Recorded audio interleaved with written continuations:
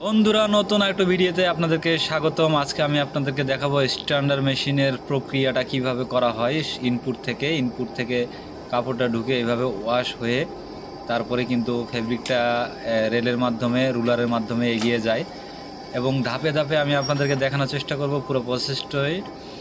আপনারা একটু খেয়াল করবেন যে স্ট্যান্ডার্ড মেশিনের ইনপুট সাইডটা আমি এখন কিন্তু ক্রস করব।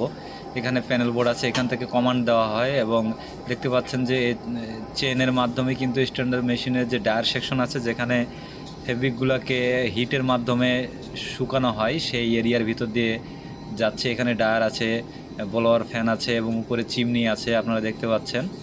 তো আমি মোটামুটি আপনাদেরকে একটু ধারণা দেওয়ার চেষ্টা করতেছি। আরও বিস্তারিত জানতে হলে আমাদের পেজটা অবশ্যই ফলো করবেন এবং ইউটিউবে হলে আমাদের পেজটাকে সাবস্ক্রাইব করে রাখবেন। আমরা ইন্ডাস্ট্রির সমস্ত ভিডিওগুলো আপনাদের সাথে শেয়ার করে থাকি।